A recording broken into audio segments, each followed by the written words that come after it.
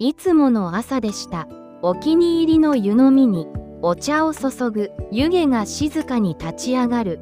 テレビからは聞き慣れたニュースの声。庭のアジサイが朝露に濡れています。どこにでもある日本の静かな朝。佐藤涼子さん72歳。夫を5年前に亡くし、この家で一人で暮らしています。今日もいい天気ね。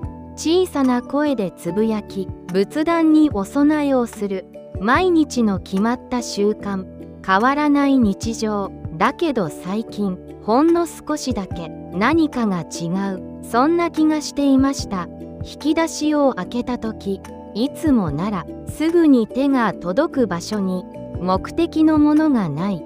あれ、どこに置いたかしら。小さな違和感。それが始まりでした。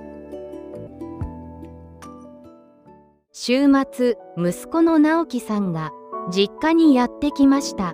月に一度の大切な時間です。母さん、元気だった？靴を脱ぎながら声をかける直樹さん。ええ、元気よ。笑顔で迎えるよしこさん。だけど直樹さんは居間に入った瞬間、なんとなく空気の変化を感じました。いつもならきれいに片付いているテーブル、そこに古いアルバムが何冊も置かれている。キッチンの型を見ると、いつもより少しだけ物が多いような気がする。母さん、これどうしたの？アルバムを指さす直樹さん。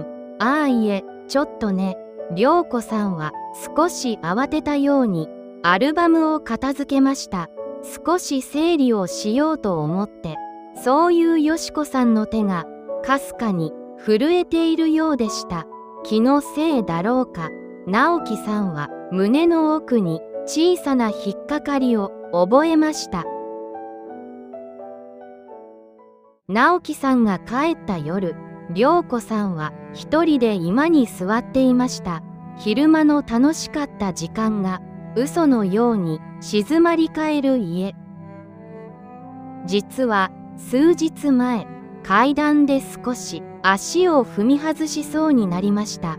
怪我はなかったけれど、心臓が激しく高鳴った。もしあのまま倒れてしまったら、遠くに住む息子にどれほどの迷惑がかかるだろう。日本のシニアが一番恐れること、それは子供に迷惑をかけること。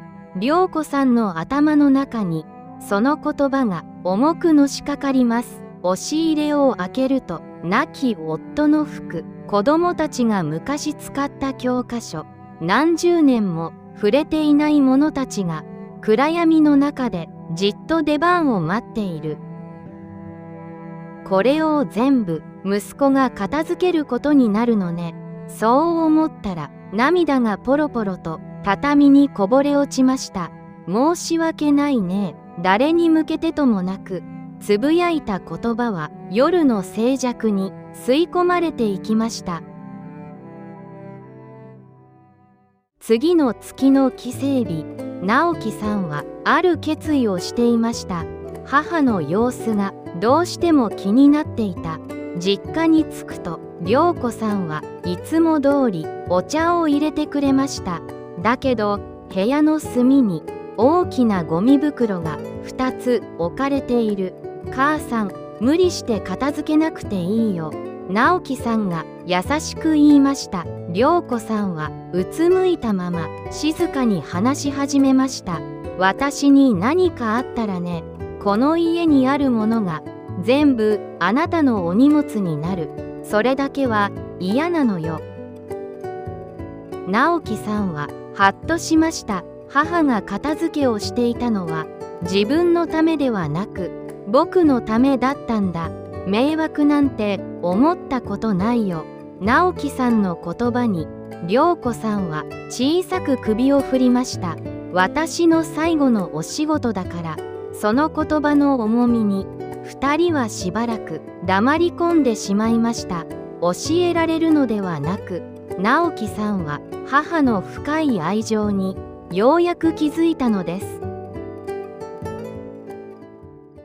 それからのよしこさんは無理のない範囲で少しずつ行動を変えていきました。まず始めたのは毎朝の小さな引き出し一つの整理。一気にやろうとせず、1日15分だけタイマーをかけて机に向かいます。今日は古い領収書の日。明日は使わない文房具の日。少しずつだけど確実に引き出しの中が軽くなっていきます。そしてよしこさんは一冊のノートを用意しました。市販のエンディングノートではなく普通の大学ノートです。そこにお気に入りのペンで書き留めていきます。銀行の口座名、毎月引き落とされる公共料金、連絡してほしい古い友人の名前。説明するような言葉ではなく、ただ事実を丁寧に一項ずつ。通帳の場所は今の棚のウタンの箱の中。そうやって自分の頭の中を紙に書き写すようにペンを動かします。次によしこさんが向かったのは洋服タンスでした。若い頃に着た思い出のスーツ、ありがとうね。1枚ずつ声をかけながら今の自分に本当に必要な服だけを残していきます。クローゼットに風が通るような隙間ができた時、涼子さんの心にも不思議なゆとりが生まれました。さらに台所の食器もいつか使うかもから今毎日使うものへと少しずつお気に入りの一脚を残して他は整理していきました。それは寂しい作業ではなく、これからの暮らしを愛おしむための大切な時間のように見えました。数ヶ月が経ち、直樹さんが再び実家を訪れた時のことです。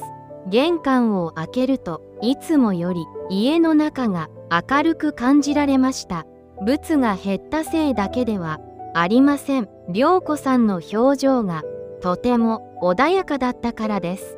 母さん、なんだかすっきりしたね。直樹さんが言うと、涼子さんは笑顔でノートを差し出しました。これ、作ってみたの。直樹さんがそのノートを開くと、そこには丁寧な文字で家族への感謝と、もしもの時のための大切な情報がきれいにまとめられていました。ページの最後にはこんな言葉が書かれていました。直樹、生まれてきてくれてありがとう。あなたの母になれて幸せでした。直樹さんの目の前が急に滲んでいきました。物を減らすということは家族を思うこと。就活とは不幸のための準備ではなく、今を笑顔で生きるための家族への贈り物なんだ。直樹さんはノートを抱きしめながら、母さん、ありがとうと心の中で何度も繰り返しました。劇的な変化ではありません。だけど、2人の絆は以前よりも深く温かくなっていました。今日もよしこさんはお気に入りの湯飲みにお茶を注ぎます。部屋の中は少しだけ隙間が増えて、外からの光が心地よく差し込んでいます。手元にある一冊のノート、それがあるだけで不思議と未来への不安は消えていました。子供に迷惑をかけたくない、その優しい思いが今目の前にある暮らしを愛おしむ力に変わったのかもしれません。あなたは今大切な人とどんなお話をされていますか？実家の押し入れの奥にある小さな思い出たちに少しだけ思いを馳せてみるのもいいかもしれませんね。静かな風がカーテンを優しく揺らしていました。